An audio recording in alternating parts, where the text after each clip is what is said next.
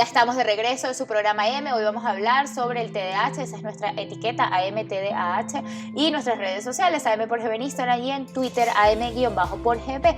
Me acompaña la especialista del día de hoy, es psicólogo y su nombre es Skeily Castellanos. Bienvenida. Gracias, Beatriz, por la invitación.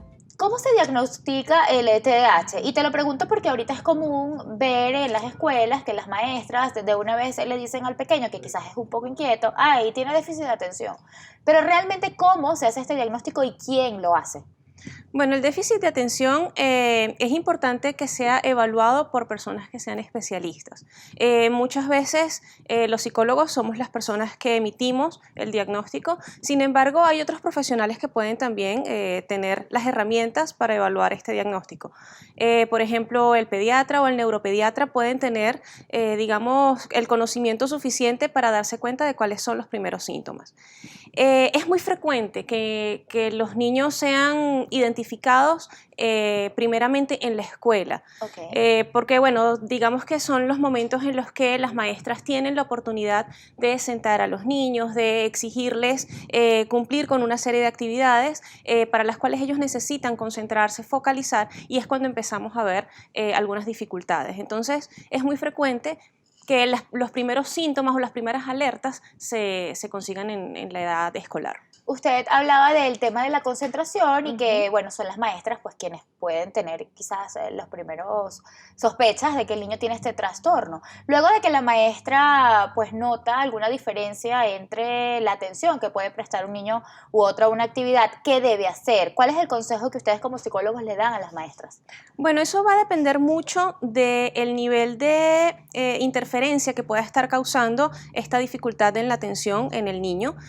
Muchas veces el mismo colegio cuenta con algunos profesionales que pueden apoyarlos, bien sean psicopedagogos o psicólogos escolares que estén presentes en la evaluación y que puedan hacer un equipo en el cual puedan diagnosticar al niño. En caso de que no tengan estos profesionales dentro de la institución, siempre pueden acudir a centros o a otros profesionales donde puedan hacerles la evaluación. Pero lo importante es que no se haga el diagnóstico a la ligera. Es decir, que no sea porque el niño es intranquilo o porque el niño es disperso solamente, que ya etiquetemos a los niños con un trastorno con déficit de atención, e incluso el tema de la hiperactividad, que también es bien ambiguo, ¿no? Porque sabemos que los niños son normalmente inquietos, son normalmente activos, entonces un niño que sea, digamos, tremendo, no necesariamente es hiperactivo. Entonces, bueno, es importante que las personas que lo evalúen tengan el conocimiento y puedan sopesar muchos factores que están no solamente en el niño, sino también en el ambiente para determinar si realmente amerita el diagnóstico. ¿Cuáles son esas características? Sabemos que son varias y que cada caso pues, es particular, sí, pero en general, ¿cuáles son esas características que nos dicen que el niño pudiera tener TDAH? Y también preguntarte si hay una prueba que hacen ustedes los psicólogos pues, para determinar si este niño pues, lo tiene o no, o cómo se mide eso. Ok, bueno, hay muchas formas y digamos que cada especialista puede tener su forma de aproximación al caso y al diagnóstico. A ver, vamos a empezar por cómo poder identificarlo. Hablamos de concentración. Ajá, también depende de la etapa de desarrollo de la edad del niño. Empecemos por los niños más pequeños, los que están, digamos, antes de los 3, 5 años, que todavía no están escolarizados. Suelen ser niños inquietos, suelen ser niños muy activos, de estos niños que se trepan por todas partes. Suelen ser niños que requieren de mucha atención de los padres, pueden tener trastornos del sueño, también pueden ser, digamos, estos niños que son irritables fácilmente, ¿sí? Que cualquier cosa los hace llorar. Entonces ya por ahí las madres, pues bueno, sienten muchas veces que no saben qué hacer con el niño y que se les sale de control muchas veces, pueden ser oposicionistas, desafiantes. Cuando estamos en la etapa ya escolar, que como te decía, empiezan estas exigencias a nivel de sentarnos a hacer las tareas, de recibir órdenes grupales y seguir secuencias de pasos para cumplir con una actividad, podemos notar que el niño se para de la silla, se sienta otra vez, interrumpe las actividades de los compañeros o no permite que la maestra dé las instrucciones en aula. Entonces ya podemos estar viendo incluso problemas de interacción con otros niños, ¿okay? Porque también tiene que ver con cómo ellos se autocontrolan para el juego incluso. Entonces en los momentos de recreo son niños que son muy desordenados, muy caóticos en su conducta. Ya cuando pasamos a la pubertad podemos seguir viendo este tema de la inatención, evidentemente. También son niños que son muy activos, que tienen muy poca conciencia del peligro incluso, pero entonces en la pubertad hay un fenómeno bien interesante, que es que ellos se empiezan a dar cuenta de que hay algo que sucede conmigo. Las relaciones con los compañeros suelen ser cada vez más difíciles porque son niños que suelen ser rechazados. Entonces empiezan a aparecer también autovaloración negativa, afectamos autoestima, ¿sí? Y ya hacia la adolescencia, pues bueno, tenemos otros factores de riesgo. Por ejemplo, el tema del consumo de alcohol, de otras drogas. ¿Por qué? Porque estamos hablando de conductas impulsivas, no saber medir los riesgos de las conductas. Entonces, en función a esto, el grupo de amigos puede incluso también ser muy permisivo y podemos caer en estas conductas de riesgo. Hablábamos, y usted lo comentaba, sobre el tema de la adolescencia y de las sustancias que pueden consumir. ¿Qué tan importante es entonces realizar un diagnóstico a tiempo? Sumamente importante. En todos los trastornos del desarrollo es sumamente importante ser capaces de diagnosticarlo a tiempo, en la primera infancia, porque esto nos permite que la intervención tenga mejores efectos.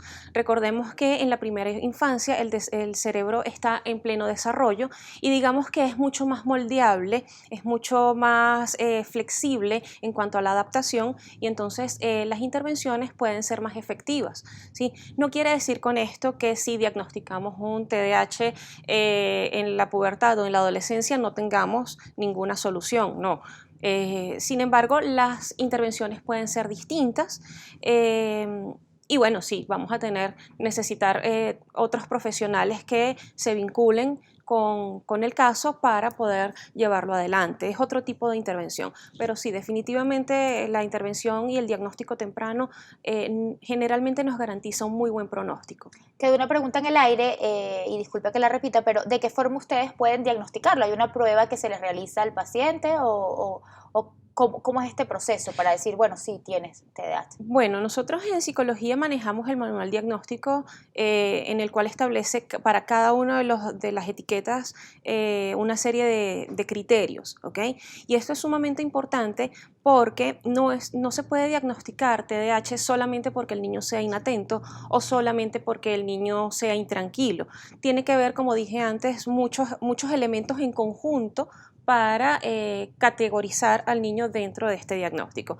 Generalmente lo que se hace es establecer que el niño cumpla con una serie de criterios que están tipificados estadísticamente en los manuales diagnósticos, y si se cumple con todos ellos, entonces podemos establecer el diagnóstico. Por lo menos desde la psicología lo hacemos de esta manera.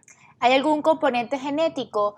Hijos de padres diagnosticados con TDAH pues son más propensos también a desarrollar este trastorno. Sí, en efecto, las estadísticas y los estudios muestran que tenemos un componente genético que influye en la aparición del trastorno. Es muy frecuente ver en los casos, cuando uno está estudiando y haciendo la anamnesis o la historia clínica, conseguirnos con padres que tienen algunos rasgos, o tíos o abuelos, incluso familiares que nunca fueron diagnosticados. Personas que, por ejemplo, tuvieron algunas dificultades para aprender a leer, o que sí, en la escuela no rendía muy bien porque le costaba concentrarse, pero nunca fueron llevados a especialistas y nunca fueron diagnosticados. Pero sí es frecuente que entonces estas alteraciones, que digamos no significaron para esa persona una interferencia importante en su vida, se vean reflejadas después en los niños. ¿Cómo es el trato que deben recibir los niños con este trastorno en el colegio? ¿Deben tener quizás algún trato especial? ¿Cómo es la educación de estos niños? Porque muchas veces las maestras no saben cómo manejarlo y caemos en las etiquetas. Sí, bueno, en principio yo creo que el tema de la concienciación sobre las diferencias y las necesidades educativas especiales, ¿no? Ser capaces de entender que estamos en un mundo diverso y que en ese sentido pues tenemos muchas necesidades en relación a la población de niños que tenemos. No solamente está el TDAH, sino tenemos otros trastornos del desarrollo que pueden aparecer en aula. Siento que los maestros tienen una gran responsabilidad en formarse, en saber. No necesariamente tienen que convertirse en especialistas, pero sí tienen que saber cómo abordar esos trastornos. La intervención en el salón, en aula, es decir, convertir a los compañeros, digamos, en coterapeutas, por decirlo de alguna manera, en figuras de apoyo para este niño, ¿no? Que muchas veces, pues, bueno, puede ser que necesite levantarse, puede ser que necesite algunas adaptaciones y que los otros niños, pues, participen también de esas estrategias para que este niño pueda adaptarse de mejor manera a la dinámica de aula. Bueno, eso creo principalmente que puede ser una forma de intervención. Nosotros debemos hacer una pausa. En la próxima parte vamos a responder todas sus preguntas. Recuerden nuestra etiqueta AMTDH, hoy hablando de trastorno por déficit de atención e hiperactividad. Nuestras redes sociales AM por GB en Instagram y en Twitter AM-por GB. Ya regresamos.